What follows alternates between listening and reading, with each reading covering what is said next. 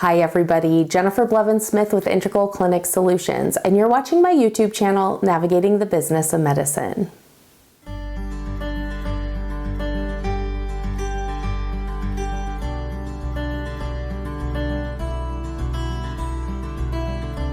Today we're going to talk about the 2024 announced physician fee schedule changes. But before jumping into that, just a few things. One is I will be releasing a healthcare credentialing and contracting course very soon. And so if you're interested in finding out more about that and to be alerted as soon as it becomes available, please go to the link in the description of this video and sign up with your email address. And as soon as it's launched, you'll be one of the first to know. Also, my website is up and running, www.integralclinicsolutions.com.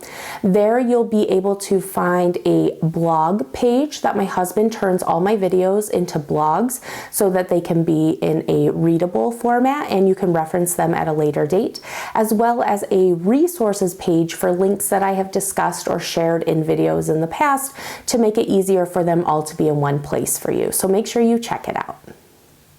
Also, if you haven't already, please, I beg you, subscribe to my channel, smash that thumbs up button if you haven't already for any of my videos that you watch. It helps with the YouTube algorithm. All right, so we're going to talk about CMS physician fee schedule changes for 2024. They have been released. Usually the proposal gets released early November and then it gets signed or whatever the process is through the government, and it gets official about mid-November, so it has now, and then it goes into effect January 1st of the following year. So this year it will be January 1st of 2024.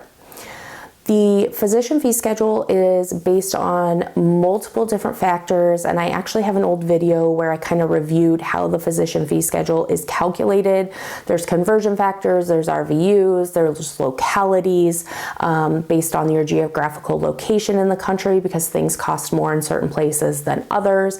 There's a bunch of stuff that goes into it, and every year the powers that be decide if they want to keep the reimbursement the same on the physician fee schedule when it comes to one of the pieces of the calculation, which is the conversion factor, or if they need to increase it or decrease it. And then at the same time, they usually decide about the cost of the premiums for the Medicare beneficiaries for their Part B.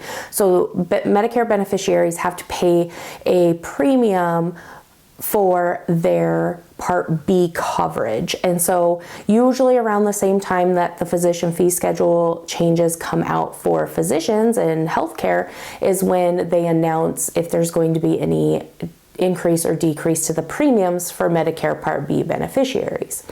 They did announce that the Medicare Part B beneficiaries premium is going to go up a few dollars a month. So that is one thing for people who are on a fixed income. They hate hearing that because that does take out of their money for the month that they have to budget for, because most people have their premium amounts removed from their Social Security checks before they receive that money. So it's already paid for and they don't have to do it separately.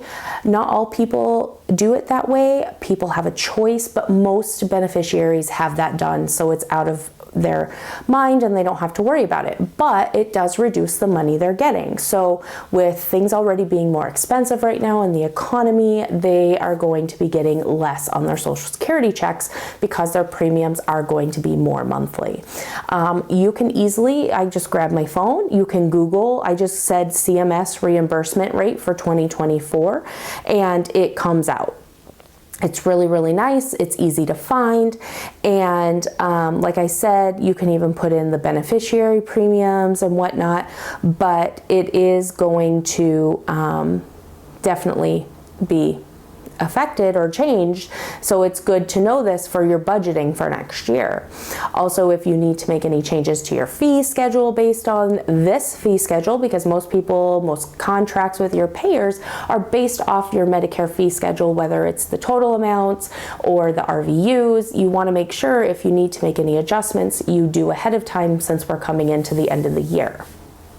All right, so I Googled it, and it says, drum roll, that the 2024 Medicare physician fee schedule has finalized that the conversion factor is going to be $32.74, and that's a decrease of $1.15 from the 2023 conversion factor, because it was $33.89 this year and it's going to $32.74. So not only are the Medicare premiums going up for people to pay, but the reimbursement for physicians is going down $1.15. So in my experience, I was talking to one of my other colleagues the other day about this, and I said, wow, that's really unfortunate. It's going down, which it went down last year as well. And she said yes, and we both agreed that probably primary care, general practice won't see as big of a hit in their amount of money that they're getting reimbursed for Medicare beneficiaries because of the calculation and how they bill out in CPT codes, but specialists are probably going to feel it the most. Radiologists, people who bill a little bit higher cost services are going to feel this hit a little bit more. This is something, if you manage a specialty office, if you are an owner of a specialty office, whatever it may be, to be aware of this, because your budget and everything was probably based on the 2023 physician fee schedule, and you're going to have to factor in that loss of $1.15 per conversion factor. So that means that less money will probably be coming in if things stayed exactly how they are this year. Now, you and the powers that be at your practice need to figure out how you're going to make up for that. Are you going to add additional hours to see additional patients? Are you going to increase your fee schedule and try to negotiate higher reimbursement from your insurances? You can't from Medicare, of course, but from your other insurances. Are you going to shop around and try to find cheaper materials and supplies if you can to counterbalance that? I mean, there's different ways you can get creative, but this is the discussion you need to have based on this information.